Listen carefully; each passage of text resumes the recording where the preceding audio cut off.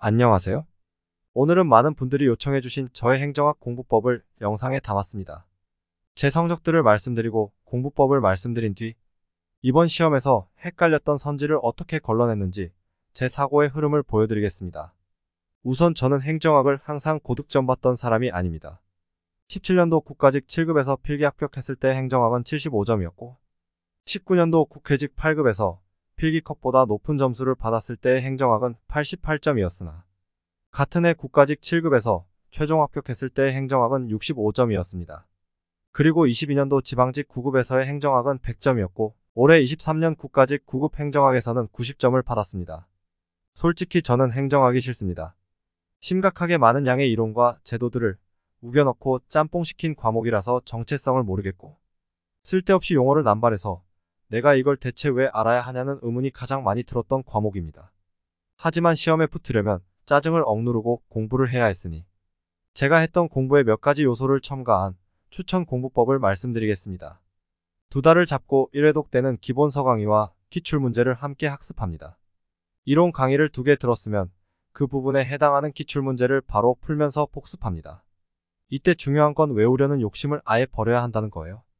행정학은 공시가 밑빠진 독에 물 붓는 공부라고 불리는 가장 큰 이유입니다. 다른 이론을 공부하시면 앞의 내용들을 거의 다 까먹습니다. 고로 우리가 해야 할 것은 흐름을 제대로 이해하는 것입니다.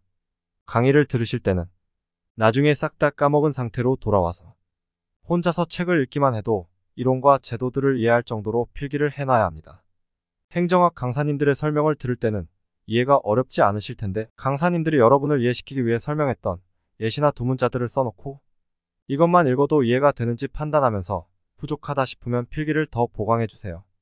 행정학을 어렵다고 느끼게 하는 것은 기본서에 있지만 공부하지 않았던 지엽적인 내용의 출제와 다른 언어로 표현된 선지에서 느껴지는 헷갈림입니다.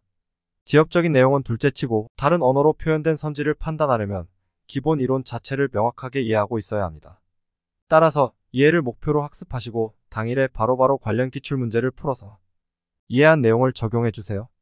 그리고 까먹는 걸 두려워하지 마세요. 조금 지나면 기억이 사라지는 게 정상입니다. 그 후 한 달을 잡고 2회독에 들어갈 때는 기출문제만 풀이야 합니다. 문제 밑에 답과 해설이 바로 적혀있는 기출문제집으로 하는 걸 추천드립니다. 저는 문제를 풀고 바로 밑에 있는 답을 확인한 뒤 해설을 정독하고 다음 문제로 넘어갔습니다.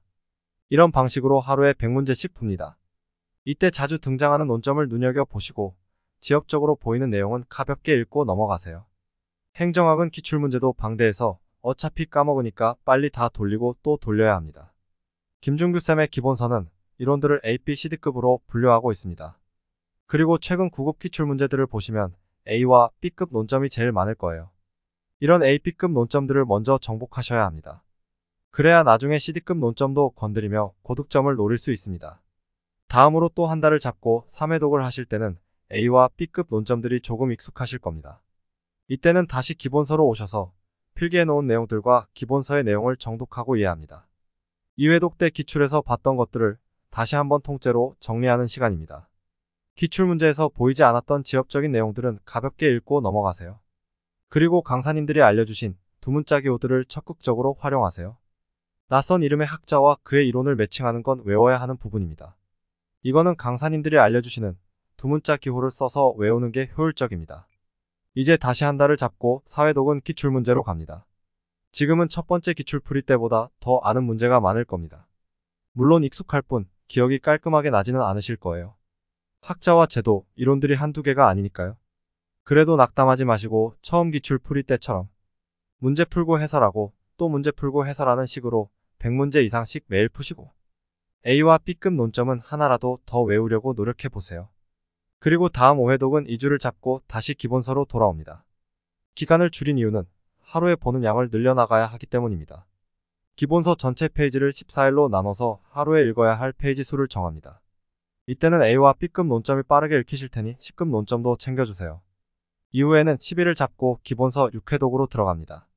5회독 때보다 더 압축적으로 기본서를 정독하면서 마찬가지로 A, B, C급을 전부 챙겨주세요. 다음은 20일을 잡고 7회독에 들어가는데 이때는 기본서가 질리실 테니 기출로 다시 돌아가시든 모의고사들을 풀면서 기본서를 발췌독을 하시든 조금 휴식을 가지면서 원하는 방식으로 공부해주세요. 그러고 8회독 때는 다시 기본서로 돌아가 7일에서 10일 정도로 잡고 회독합니다. 계속 반복하죠. 행정학은 이것밖에 답이 없다고 생각해요. 저는 이 학문을 접했을 때 절대 다 외우지 못할 거라는 생각이 들었고 전부 외우겠다는 욕심을 버렸습니다. 수많은 반복을 통해 핵심 논점들이 저절로 외워지게 만들고 최대한 논리의 흐름을 이해하려고 노력했습니다. 사실 무한 반복을 하는 진짜 이유는 시험 직전 4일에서 5일 정도에 기본서 전체를 빠르게 읽을 수 있는 상태로 만들기 위함입니다. 최근에 본 내용은 아직 밑빠진 독에 남아있어서 문제 풀이에 상당한 도움을 줄 겁니다. 지금부턴 문제 풀 때 제가 했던 사고의 흐름을 보여드리겠습니다. 이번 23년 국가직 9급 행정학에서 제가 답을 바로 찍지 못한 문제는 총 7문제였습니다. 그 7문제 중 5문제를 어떤 생각으로 맞췄는지 보여드릴게요. 우선 5번입니다. 이 내용은 C급 논점으로 관련 기억이 파편처럼 형성돼 있었습니다. 통합 재정이 예산에 대한 종합적인 파악을 통해 국가 간의 재정 비교를 가능하게 하고 경제 효과를 분석할 수 있게 하는 건 알고 있었으니 3번 선지는 맞다고 생각했습니다. 그리고 경상수지와 자본수지, 보전수지로 분류됐던 기억이 있어서 1번도 맞다고 생각했고요. 다음으로 2번에서는 공기업 전체가 포함이 됐었는지 의문이 들어서 일단 보류했고 4번은 순계 개념으로 파악하는 게 맞는지 순간 헷갈려서 마찬가지로 보류했습니다. 그런데 통합재정과 예산순계라는 연결고리가 되게 익숙한 느낌이 들었고 통합적으로 작성하는 예산이라 안 그래도 방대한데 내부 거래를 공제 없이 다 기록했을 리는 없다는 생각이 들었습니다. 그리고 이번 선지에서 분명 공기업이 전부 포함되는 건 아니라는 묘한 거슬림이 느껴졌어요. 그래서 좀 더 짜증나는 선지인 2번을 답으로 했고 맞췄습니다. 다음은 7번입니다. 지방공무원법은 애초에 읽지도 않았던 법령이고 인사위원회 위원은 생각도 못한 논점이었습니다. 다만 지방의회의원의 경우 행정 관련 업무에 겸직이 제한되던 모습이 떠올랐죠. 지방공사 임직원의 지방의원은 겸직하지 못한다는 내용도 있잖아요. 사실 입법과 행정은 권력 분립의 영역이기도 하니까 큰 고민 없이 1번을 골랐습니다. 이번 선지인 변호사 자격은 대부분 위원회 위촉위원 자리에 포함되는 편이니 무조건 맞을 거라 생각했고 3번과 4번 선지는 그냥 맞겠지 하면서 넘겼어요. 다음은 11번입니다. 저는 제니스가 누군지 모릅니다. 하지만 집단 사고에 대해 안 좋게 얘기하던 기본서의 문맥이 떠올랐습니다. 그리고 1번 선지만 집단 사고를 이상적인 관점에서 긍정적으로 얘기하고 있어요. 그래서 3번이랑 고민하다가 1번을 골랐습니다. 3번 선지는 집단이 결론지은 합의에 대해서 자기가 얘기하고 싶은 반대 의견을 스스로 검열하고 막는 안 좋은 행동이니까요. 다음은 17번입니다. 공직자 이해충돌법은 분명 중규쌤의 기본서에서 봤던 내용입니다. 근데 세세한 내용은 기억이 안 나더라고요. 경험상 이런 지엽적인 논점을 낼 때는 내용을 틀게 내지 언제 도입됐냐를 답으로 내진 않기 때문에 1번은 걸렀습니다. 그리고 3번은 너무 당연한 내용인 것 같아서 걸렀고요. 2번은 긴가민가해서 4번이 멀쩡해 보이면 이걸 답으로 하자고 생각했어요. 그러고 4번을 보는데 위반 행위가 발생한 기관에는 신고를 못하게 한다는 게 너무 거슬렸습니다. 공무원 조직은 되게 크잖아요. 모든 부서가 다 한통 속인 건 아니란 말이죠. 보통 부서 내에 상사와 문제가 생겨도 인사과에 고충을 말해서 부서를 옮기고 부처 내에 감사 업무를 담당하는 부서도 있어서 자체적인 조율을 하는데 내부적으로 감사할 기회도 주지 않는다는 게 납득이 안 가더라고요. 그래서 4번을 골랐습니다. 마지막으로 20번입니다. 솔로몬 사집단 설계는 들어는 봤는데 뭐였는지 하나도 모르는 상태였습니다. 그래서 4번은 다른 선지가 다 맞는 것 같으면 답으로 하자고 생각하고 보류했고 2번과 3번은 바로 납득이 돼서 1번만 고민하면 됐습니다. 통제집단 사전 사후 설계는 진실험에서 봤던 내용이었어요.